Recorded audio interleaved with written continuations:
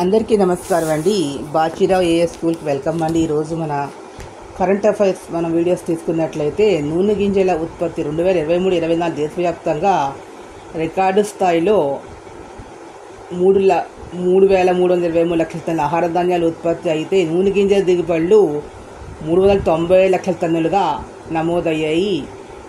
ఇక అపరాలు అయితే 242.46 లక్షల టన్నులు. దేశీయ అవసరాల కోసం 2024-25లో 48,000 కోట్ల విలువైన 73 లక్షల టన్నుల పప్పు ధాన్యాల భారత విదేశాల నుంచి దిగుమతి చేసుకుంది అనేది పాయింట్ గుర్తుపెట్టుకోండి. అంటే మన యొక్క దిగుమతులు గత సంవత్సరాలతో పోలితే 54% అధికంగా దిగుమతులు ఆహార ధాన్యాలు చేసుకుంటున్నాయని, పప్పు ధాన్యాల సాగు విస్తీర్ణము మరో 86 లక్షల ఎకరాలకు పెంచాలనేది సర్కారు యొక్క సంకల్పము. దీనివల్ల దిగుమతుల వల్ల విదేశీ మార్గద్రవ్యం అధికంగా ఖర్చు అవుతుందని, అమెరికా తర్వాత అత్యధికంగా 40 కోట్ల ఎకరాల సాగుయోగ్య భూములు భారతదేశంలోనే ఉన్నాయి. కానీ మనతో పోలి తక్కువ ఇస్తుందనే పంట నెలలోని చైనా ఆహార 90% సొంతంగా తీసుకుంటే భారతదేశము వంట నూనెలు, పప్పు ధాన్యాలు దిగుమతుల కోసం 2 లక్షల కోట్ల పైగా ఖర్చు పెడుతున్నది అనేది ఇక్కడ సర్వే రిపోర్ట్. దేశంలో 70 రకాలకు పైగా పంటలను భారతదేశం ఉత్పత్తి చేసే వీలున్నా కూడా 50% భూముల్లో ప్రజెంట్ 20 రకాల పంటలే సాగు చేస్తున్నారు అనేది. అయితే ఉత్పాదకత కూడా ప్రపంచ సగటుతో చూస్తే 900 కేజీలతో ఉంటే భారతదేశంలో 660 కిలోలకే ఉత్పాదకత హెక్టార్కి అపరాలు పరిమితమై ఉన్నది అనేటటువంటిది పాయింట్.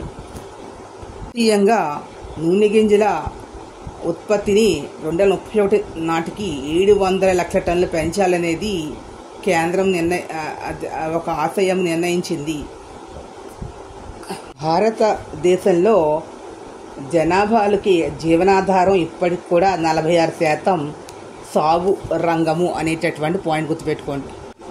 దేశవ్యాప్తంగా రహదారుల్లో నాణ్యతాపరంగా తీసుకున్నట్లయితే 1970-90 సంవత్సరాల మధ్య రహదారులు అనేవి మంచి నాణ్యతగా ఉండేవి. ఇటీవల రహదారులు మూలకంగా గుంతల కారణంగా ముచ్చివాత పడిన వారి దేశంలో 4,000 మంది వరకు ఉన్నారనేది సర్వే రిపోర్ట్. అయితే ఇక్కడ సుమారుగా 35,000 కోట్ల నష్టం అనేది వాటిల్లుతోంది ఆర్థిక పరంగా ఈ రహదారుల యొక్క వల్ల అనేటువంటి రిపోర్టు.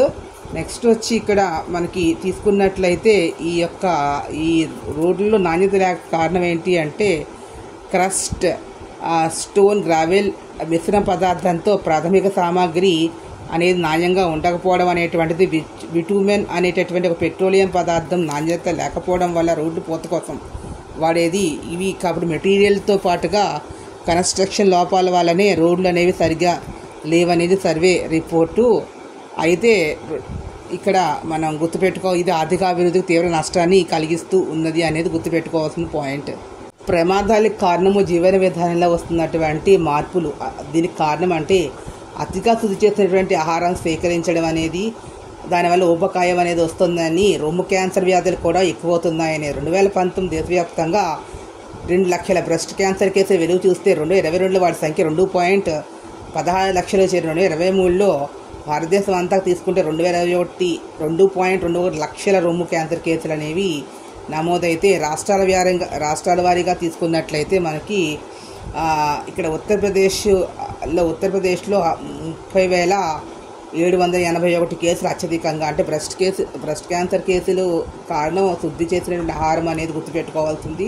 జీవనశైలిలో అంటే ఆహారం తీసుకునే విధానంలో మార్పులు అనేది రీజను. అయితే అత్యధికంగా తీసుకున్న మా ascending order, descending order question ఖచ్చితంగా ఫ్రేమ్ చేస్తారు. ఇలాంటివి అలా ఫ్రేమ్ చేసినప్పుడు ఉత్తరప్రదేశ్లో అత్యధికం 30,781 అని, అతి తక్కువగా అస్సాంలో 3,109 అని గుర్తుపెట్టుకోండి. తర్వాత ఫస్ట్ అసెండింగ్ ఆర్డర్లో తీసుకుంటే ఉత్తరప్రదేశ్ వచ్చి 30,781గా, తర్వాత స్థానం మహారాష్ట్ర 19,530 కింద, పశ్చిమ బెంగాల్ 17,398, తమిళనాడు 15,931. డిసెండింగ్ ఆర్డర్ తీసుకుంటే అస్సాం 3,109, ఢిల్లీ 3,859, ఛత్తీస్గఢ్ 4,615 అండ్ హర్యానా 4,761గా మనం గుర్తుపెట్టుకోండి. ఇక్కడ ఆంధ్రప్రదేశ్ వచ్చి 11,921 కేసులు అని గుర్తుపెట్టుకోండి. క్యాన్సర్ కేసుల్లో ఆంధ్రప్రదేశ్ భారతదేశంలో 8వ స్థానంలో ఉంది. ముఖ్యంగా దక్షిణాది రాష్ట్రాల్లో మంది 3వ స్థానం అనేది కూడా గుర్తుపెట్టుకోండి.